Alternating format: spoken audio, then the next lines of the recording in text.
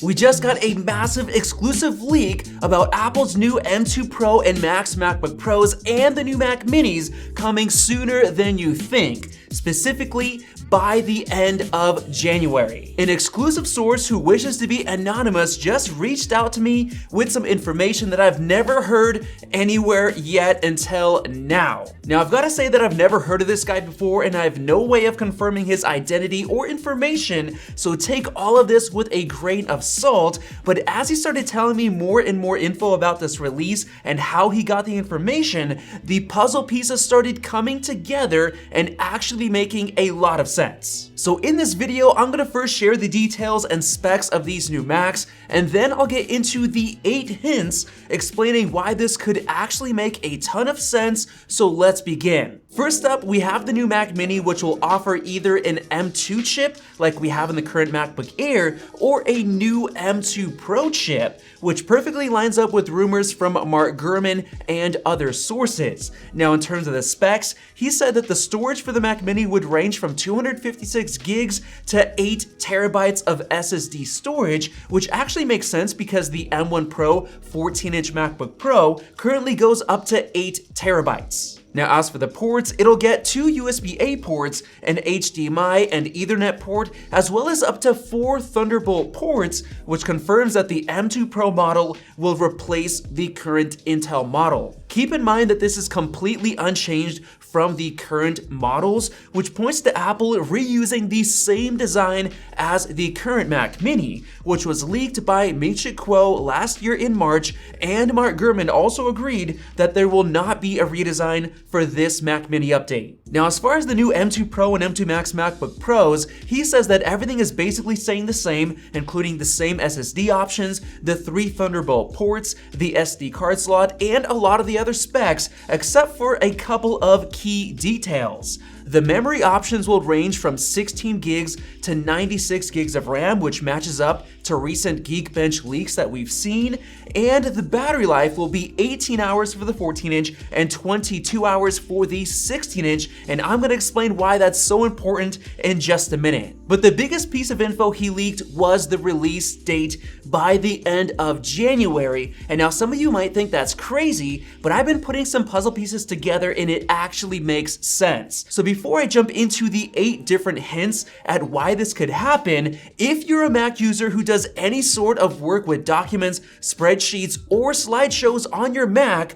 our sponsor SoftwareKeep is giving our viewers 25% off on genuine Microsoft software, like a one-time purchase of Microsoft Office for Mac, which includes Word, Excel, and PowerPoint. Now, there are so many fishy websites out there that could scam you, but SoftwareKeep is a Microsoft certified partner who sells only 100% genuine Microsoft software, so you don't have to worry, which resulted in SoftwareKeep earning over 100,000 5-star reviews. They also have great prices on other software, including the most popular antivirus software out there, and their customer service is phenomenal with 24/7 365 customer support, where you'll talk to a real person instead of a robot, so if you have any questions, they'll be glad to help. So buy Microsoft Office for Mac or anything else you need today and save 25% off their already great prices with their New Year's promo by using the link in the description and the coupon code MTYT25. Now let's jump back into the first hint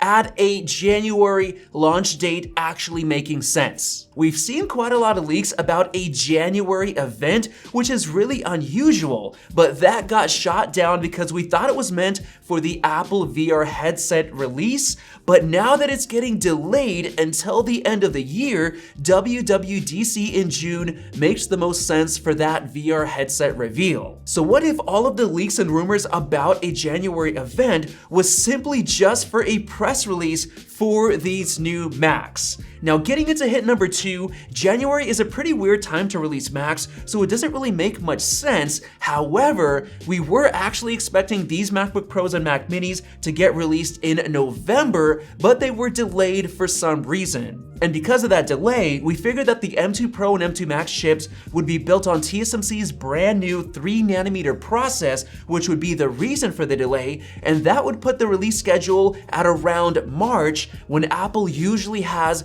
a Mac-focused event. However, some recent leaked benchmarks of the M2 Max chip from early December point to scores not being good enough to be on 3nm chips, so it's most likely gonna be 4nm just like the A16. Also, if the new MacBook Pros were getting revealed in March, it would be weird for benchmarks to leak so early in December, 3.5 months early. That usually doesn't happen. On top of that, our exclusive source says that Apple had people sign NDAs around the same time as the M2 Max benchmarks were leaked on December 8th. So maybe that's when people started testing them out. Now for hit number 3, on December 18th, Mark Gurman said that the new MacBook Pro models would launch in early 2023, which is interesting wording since he could have said spring 2023 for March, which he has said for other products, but this time he specifically said early 2023. So maybe that means one of his sources gave that information to him and he wasn't sure exactly when it would release, which could point to January as a hint. Now for hint number 4, Amazon currently has a sale on the 14-inch MacBook Pro for only $1,600, which is the best price ever, even better than Black Friday. And then on top of that, the current 16-inch M1 Max model is $500 off, only $3,000, and usually these kinds of crazy sales hint at new products coming. Now for hint number 5, I believe it makes the most sense for this release to be a press release because of a few important reasons. The M2 Pro and M2 Max chips are likely to be very similar to the first gen chips built on 4nm, which is basically 3rd generation 5nm in the eyes of TSMC. So there's going to be little changes except for being faster and a bit more efficient,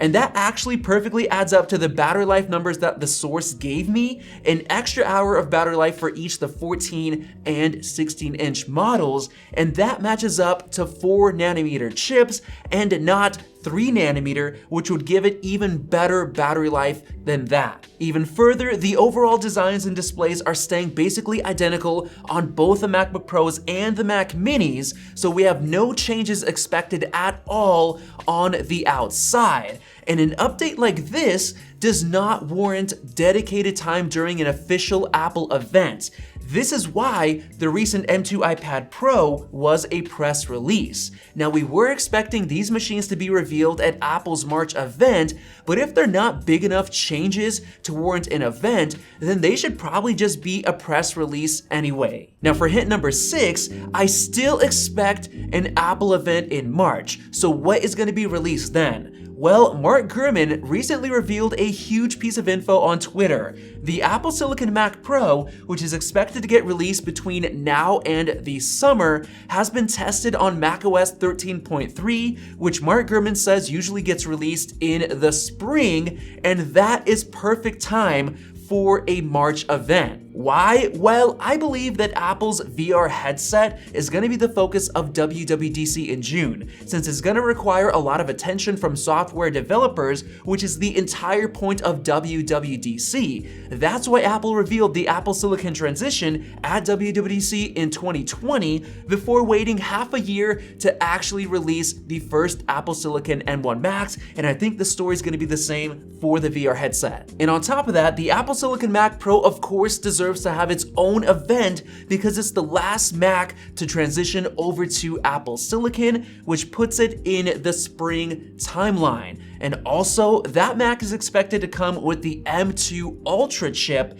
and that chip absolutely must get revealed after the M2 Pro and M2 Max are revealed, since it's a higher end chip. This adds weight to the new MacBook Pros and Mac Minis getting press released before the March event. And finally, we also got leaks of the 15-inch MacBook Air, and that would be a perfect consumer-focused Mac to get released alongside the Mac Pro at the March event. Now for hint number 7, I have to explain why I believe so strongly that these releases will be a press release. The main reason is that the MacBook Pro is barely being changed. We got the same design, same displays, same ports, just basically a chip swap to M2 Pro and M2 Max, and probably upgraded Bluetooth 5.3 and Wi-Fi 6E specs. And on top of that, the Mac Mini is expected to keep the same chassis as we currently have right now. The M2 chip is going to be a very easy chip swap, and even the M2 Pro chip should be fine in the current chassis, believe it or not. Why? Well, because there's a huge amount of empty space in the current M1 Mac Mini. Apple can easily utilize the extra space for a larger cooling system if it needs to cool down the M2 Pro. And also, the same exact power supply from the Intel i7 model is more than enough to power the M2 Pro chip without any issues due to Apple Silicon efficiency. And now finally, for hint number 8, the only other option for these releases would be that Apple would launch all 3 Macs at the March event, like leaks Apple Pro exclusively leaked. However, I highly doubt that they would release all 3 at once, especially 2 desktop Macs, the Mac Mini and the Mac Pro, which clash with each other. That's just simply too many Macs to launch at once. Apple would potentially be losing sales since there are so many choices of the same product at one time. On top of that, they'd be revealing the M2 Pro, M2 Max, and M2 Ultra chips all in one event. That is extremely unlikely because Apple split those reveals up with the first gen M chips, and seeing as the M2 Extreme is now likely canceled,